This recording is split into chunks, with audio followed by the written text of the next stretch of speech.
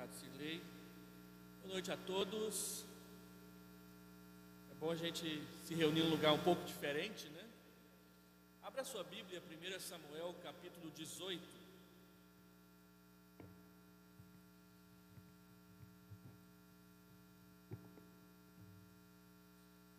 Samuel, capítulo 18, eu vou ler do verso 1 ao verso 4.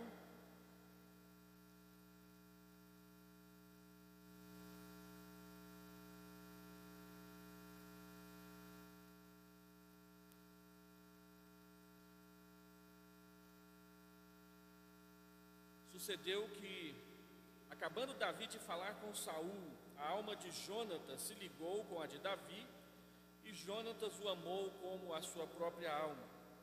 Saul naquele dia o tomou e não lhe permitiu que tornasse para a casa de seu pai. Jonatas e Davi fizeram aliança, porque Jonatas o amava como a sua própria alma. Despojou-se Jonatas da capa que vestia e a deu a Davi, como também a armadura, inclusive a espada, o arco e o cinto. Vamos orar. Deus, nós queremos ler na Tua Palavra e entender o seu significado e a sua aplicação para as nossas vidas. E queremos, Senhor Deus, Te adorar juntos como família, na Tua presença, filhos e filhas adotivos e adotivas pelo amor e pelo sangue do Senhor Jesus derramado na cruz, para nos congregar, para nos reunir e para nos trazer todos a Ti, que é o nosso Pai. Queremos nos alegrar na Tua presença. E queremos, Senhor Deus, comungar uns com os outros deste amor maravilhoso, que é o amor do perdão e da graça eterna. Pedimos a luz do Teu Espírito para aplicar no nosso coração a Tua Palavra neste momento, nós que estamos aqui nessa quadra e também todos que estão nos acompanhando pela internet, em nome de Jesus, amém. Esse texto de 1 Samuel, capítulo 18, ele é muito forte porque ele traz uma expressão que aparece apenas 4 vezes na Bíblia toda, que é essa expressão de que a alma de Jonatas se ligou à alma de Davi e ele o amava como a sua própria alma. Não há no texto nenhuma conotação homossexual ou coisa parecida, mas apenas a expressão profunda, clara, verdadeira de uma amizade que pode ser nutrida e que pode acontecer entre pessoas do mesmo sexo, pessoas de sexo diferente, e nem por isso haver uma conotação sexual, mas haver a conotação de carinho, respeito, intimidade, honra e bênção na comunhão, no conhecimento um dos outros. Jonatas é lembrado especialmente quando você pensa no seu nome nas Escrituras, exatamente por causa dessa amizade que ele tinha para com Davi, que seria o novo rei de Israel. O livro de 1 Samuel, ele trabalha 2 contrastes muito fortes para mostrar a transição que estava acontecendo do período dos juízes para o período da monarquia, que é o contraste entre Samuel e os filhos de Eli, Ofni e Finéias, que não eram sacerdotes fiéis ao Senhor, que deveriam ensinar a lei, mas não ensinavam, que deveriam ter uma vida exemplar, mas tinham uma vida muito imoral, ao ponto da Bíblia dizer que eles eram homens execráveis na presença de Deus. E que então seriam substituídos por Samuel, que representa o início de um novo ofício, de um novo ministério em Israel, que é o de profeta. E os profetas surgem primeiro com Samuel, exatamente porque os sacerdotes que deveriam ensinar a palavra não estavam fazendo isso. E o outro contraste é exatamente o contraste entre Saul, o primeiro rei de Israel, e Davi, o rei que a Bíblia diz que se tornou o homem segundo o coração de Deus, não porque não pecava, mas porque ao pecar buscava em Deus o perdão e conduzia a sua vida sempre buscando a orientação de Deus para tudo. Então, nesse texto nós temos o encontro de 3 ofícios do Antigo Testamento, do sacerdote, o do profeta e o do rei, todos que são exemplificações do Antigo Testamento daquele grande rei que viria depois, que é Jesus Cristo Salvador. E Jesus é aquele que assume e executa os 3 grandes ofícios do Antigo Testamento de forma perfeita, de forma santa e de forma agradável a Deus. Jesus é o sacerdote, é a oferta que se oferece pelos nossos pecados, ele é o profeta que ensina a verdade, e ele é o rei que pela sua morte na cruz e pela sua ressurreição nos liberta do jugo eterno da escravidão, do pecado, para servirmos a Deus e para nos tornarmos filhos e filhas do Deus Altíssimo. E Jonatas é o 5º personagem que aparece no livro de 1 Samuel, que parece ser um personagem que se encaixa exatamente porque ele vai ser aquela pedra de toque, aquela base que vai ajudar Davi a se preparar para se tornar o grande rei de Israel. Jonatas, que deveria ser o novo rei, ele vai dizer com todas as letras no capítulo 23, que ele diz: olha, Deus te escolheu, Davi, então eu serei o 2º depois de você, e servirei a Deus ao seu lado. Uma das coisas maravilhosas que nós percebemos ao ler a história de Jonatas em 1 Samuel, é que todas as vezes que Jonatas fala, ele coloca Deus na sua fala. Ele disse para o escudeiro que trabalhava com ele: olha, Deus pode vencer com poucos ou com muitos, não importa. Ele sempre traz Deus para o centro da questão. Como servo de Deus, e mais velho do que Davi, ele foi aquela pessoa mais madura em quem Davi podia confiar e com quem ele teve uma das melhores amizades que a Bíblia narra para nós. A amizade entre Davi e Jonatas, e que é muito importante para nós que pensamos em ser uma família, da igreja de Vila Nova. Essa amizade, ela espelha lealdade, ela espelha altruísmo, um ajudar o outro, um se sacrificar pelo outro, ela espelha intimidade e, acima de tudo, ela espelha também conciliação. Jonatas, ele não é simplesmente um amigo de Davi, mas ele é aquele amigo que torna possível Davi ser conhecido, ser recebido e ser respeitado no meio do povo de Israel. Falar sobre servir um ao outro com altruísmo precisa nos levar a considerar como nós vivemos as nossas amizades na igreja. Se você prestar atenção, vai perceber que o pano de fundo dessa amizade, que começa aqui no capítulo 18, entre Davi e Jonatas, é exatamente a grande vitória de Davi sobre Golias. Golias, um homem com mais de 3 metros de altura e uma força tremenda. Só para os irmãos terem uma ideia, a lança que Golias carregava, ela pesava 17 quilos. Agora imagina carregar isso o tempo todo num campo de batalha e ainda usar como arma. Um pastor que eu vi pregar certa vez sobre esse texto, ele disse que Golias não precisava nem enfiar aquela lança em alguém, bastava ele jogar em cima da cabeça dele que já resolvia o problema. E era um homem muito forte, era um homem muito grande, era um soldado respeitadíssimo e temido.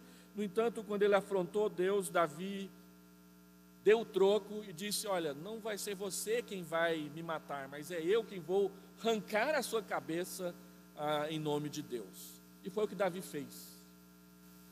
Um rapaz que tinha no máximo 16 para 17 anos de idade nessa época. Jonatas viu aquilo, o exército de Israel viu aquilo, e Davi então ganha o coração de Jonatas, e a palavra de Deus diz que a sua alma se ligou à alma de Davi, e é disso que nascem as amizades, quando nós aprendemos a admirar os feitos uns dos outros, os feitos a favor uns dos outros, os feitos de consagração a Deus, que nos levam a servi-lo, a amá-lo, a adorá-lo e torná-lo conhecido entre as nações. Como eu disse, o texto apresenta uma frase, uma expressão que aparece apenas 4 vezes na Bíblia, que é essa expressão, amizade de alma.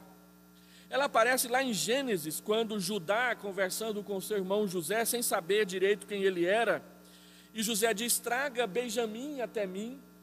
E então Judá diz: eu não posso tirar Benjamim de meu pai Jacó, porque se eu tirar, meu pai morre. As suas almas são ligadas. Almas ligadas, amizade de alma nas Escrituras é aquele tipo de relacionamento que existe entre um pai envelhecido e o seu filho caçula, a rapa do tacho. Eu vim de uma família grande, nós somos 11, ainda nenhum dos irmãos foi levado até a presença de Deus, e o último é o Davi. O Davi ganhou tudo que a gente não ganhou, o Davi teve tudo que a gente não teve, e até as artes dele foram mais toleradas que as nossas. E a gente não entende isso a não ser pela razão de que ele era o caçula, a rapa do tacho, aquele amor que existe entre o pai, a mãe e o seu filho caçula. A palavra de Deus diz que este tipo de amor é o que deve existir entre nós como irmãos na igreja. A segunda vez que a expressão aparece é em Deuteronômio, quando Moisés, falando a respeito de casamento, ele diz que se um rapaz se enamorar de uma moça e as suas almas se ligarem, então eles devem se casar. A palavra de Deus diz que o respeito, o carinho, o amor que deve existir entre nós é do mesmo tipo, do mesmo calibre que levam rapazes e moças a se enamorarem e se amarem, não na conotação sexual que o casamento vai trazer, mas na conotação de profundidade, de intimidade, de aquele desejo de querer estar junto, de fazer coisas juntos, de honrar, de se lembrar um do outro constantemente. A terceira vez que essa expressão aparece nas Escrituras é aqui. E ela fala da amizade que pode existir entre duas pessoas, uma amizade que vai durar a vida toda e ainda alcançar os filhos. Porque quando Jonatas morre, Davi adota o seu filho Mefibosete para sustentá-lo, cuidar dele e cumprir a promessa que ele fez e que Jonatas também havia feito para ele, de que quando eles tivessem filhos, eles iriam cuidar dos filhos uns dos outros na falta um do outro. E a quarta vez que essa expressão aparece é em Filipenses capítulo 2, versículo 1, quando Paulo está falando sobre a unidade da igreja. Ele diz que na igreja nós devemos ser unidos de alma, tendo a mesma fé, tendo o mesmo sentimento, tendo o mesmo desejo e respeito de uns para com os outros, evitando o partidarismo, deixando de lado a vanglória, mas unidos em Cristo para servir uns aos outros na família da fé. Jonatas e Davi então vivem e exemplificam para nós tudo o que a Escritura diz que deve ser a nossa amizade na igreja do Senhor Jesus. Então, o que essa amizade de alma representa para nós na Escritura? Primeiro, o versículo 1 aí do capítulo 18 mostra que há intimidade, porque as almas deles se ligaram uma à alma do outro. Isso é intimidade. E intimidade nas Escrituras, resumindo tudo, significa três questões. Significa admiração. Jonatas se liga a Davi porque admirou o grande feito que ele fez no caso de Golias. E aquilo cimentou, solidificou a amizade dos dois para o resto das suas vidas. Davi também canta no Salmo 16, versículo 3, quanto aos santos que há na terra, são eles os notáveis, nos quais eu tenho todo o meu prazer. Eles são notáveis, pessoas que eu quero perceber, identificar no meio da multidão. Segundo, o texto fala de cordialidade. Romanos capítulo 12, versículo 10, diz que nós devemos amar uns aos outros com amor cordial. E a palavra cordialidade, ela tem tudo a ver com a palavra corda, que é aquele monte de fios que são entretecidos e que quando você tenta arrebentar não consegue porque eles estão amarrados juntos. Cordialidade é ter o seu coração amarrado ao coração do seu irmão, da sua irmã na fé. E Paulo então termina esse raciocínio dizendo que nós devemos amar cordialmente uns aos outros, preferindo em honra uns aos outros. Preferir em honra é a mesma linguagem do Salmo 16, quando Davi diz que os santos que estão na terra são notáveis, são os notáveis, nos quais eu tenho todo o meu prazer. Intimidade envolve admiração, cordialidade e honra. No nosso meio, nas nossas conversações, nas nossas programações, nas nossas trocas de mensagens no WhatsApp, nas mídias sociais, admiração, cordialidade e honra deve estar presente em tudo o que fazemos, falamos, para a glória de Deus e para o crescimento da nossa fraternidade como igreja do Senhor Jesus. Segundo, amizade de alma significa também altruísmo, porque o texto diz que Jonatas presenteou Davi com várias coisas que ele tinha. Se você já leu 1 Samuel com atenção, você vai descobrir que Israel vinha dentro de um período de 40 anos de subjugação perante os filisteus.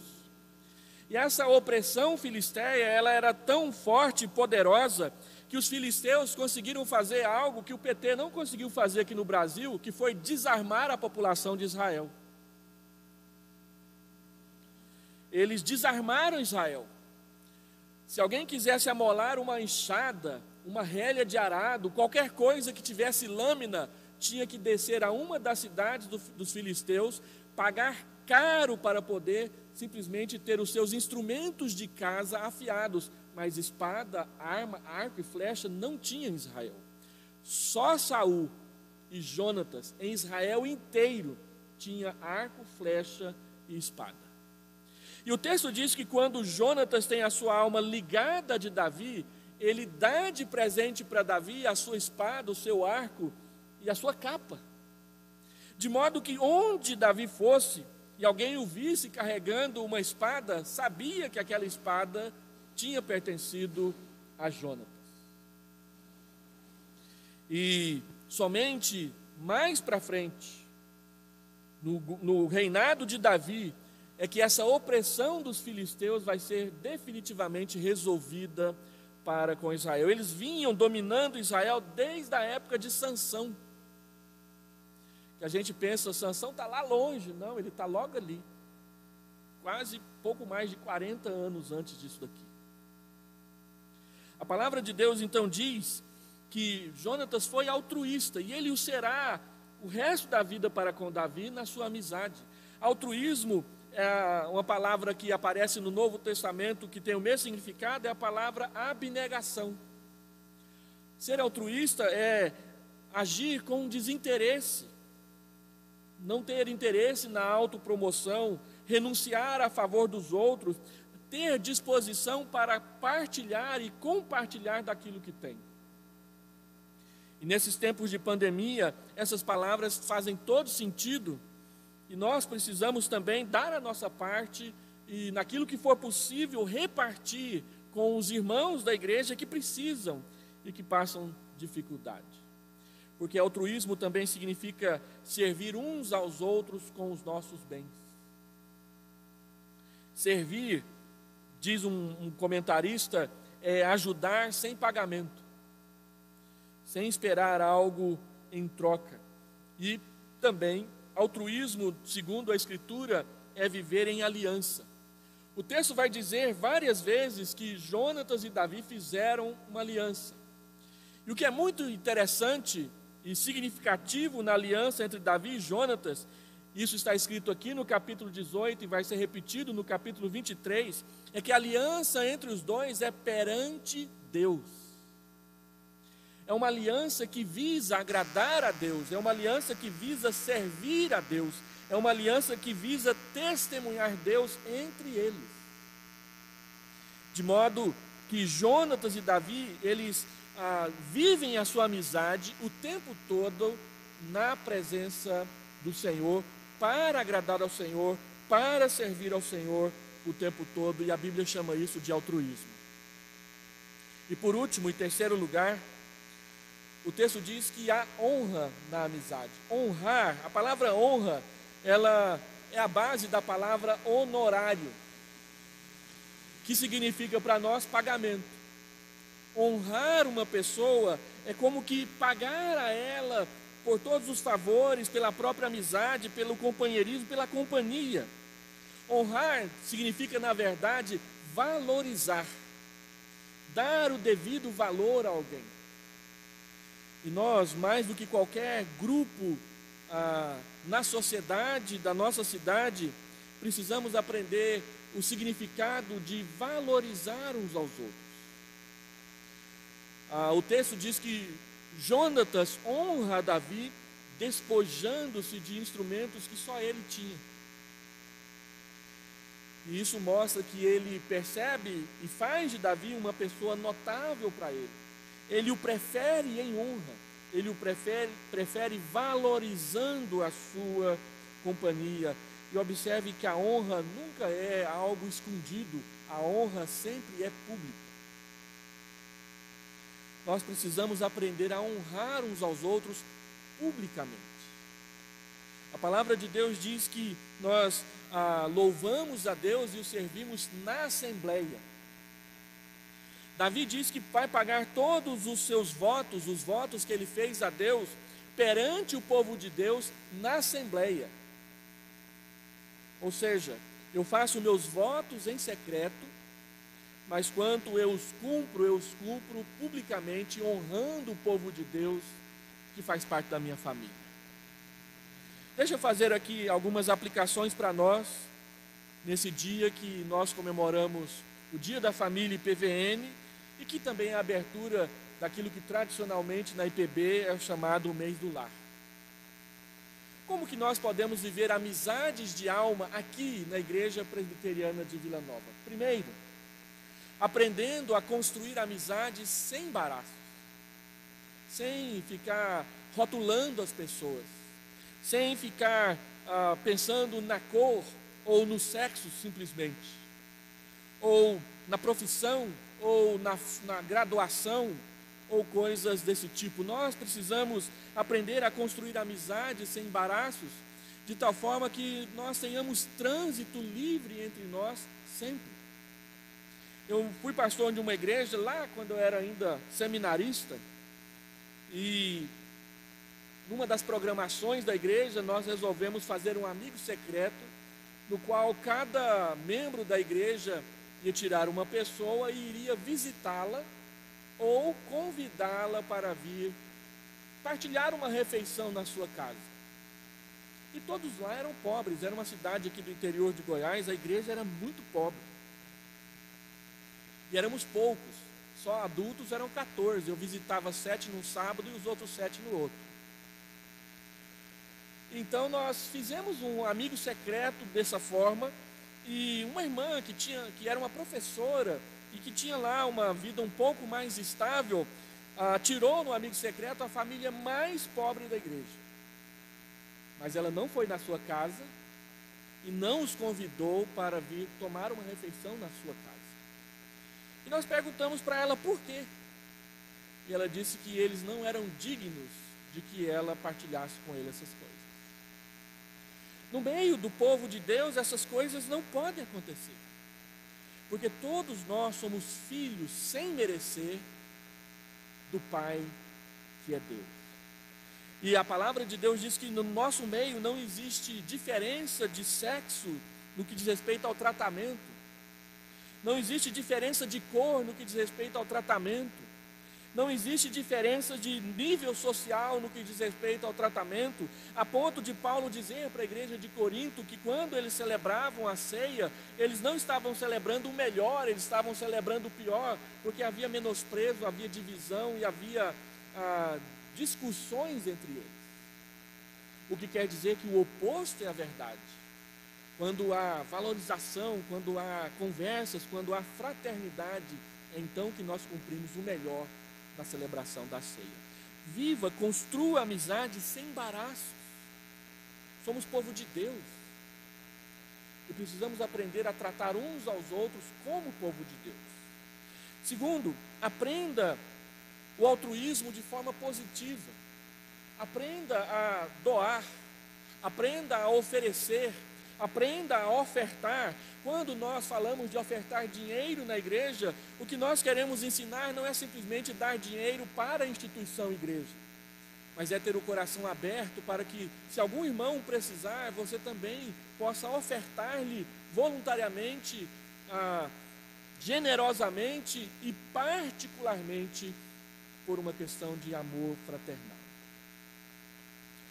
Na minha experiência cristã, eu tenho visto muitas vezes pessoas ajudarem as outras, e ajudarem com carinho, ajudarem com amor e ajudar com sensibilidade. Aprenda a praticar o altruísmo com abnegação, oferecendo a sua casa quando isso for possível, oferecendo a sua amizade, a sua companhia quando for possível. Uma pessoa que me marcou muito na minha vida foi uma senhora, uma baiana chamada Terezinha. Dona Terezinha, ela era aquela baiana que chegava de falar até mesmo: oxente, pastor.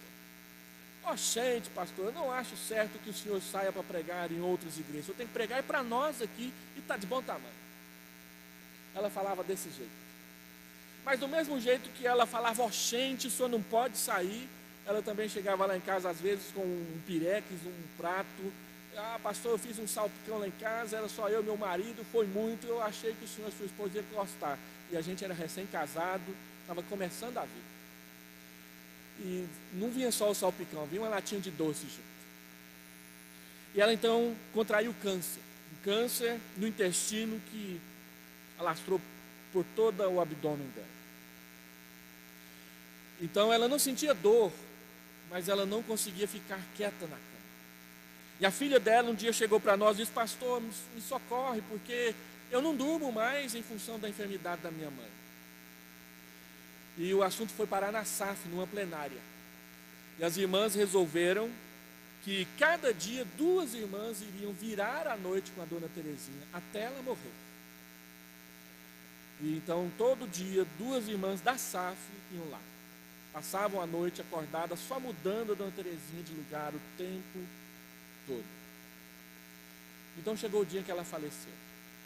2 dias antes ela mandou um recado para mim: pastor, eu quero tomar a ceia.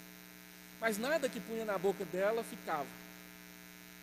Então nós levamos a ceia, e a ceia foi dada numa colherzinha de suco de uva com o pão, e ela comeu, e ela não vomitou aquilo.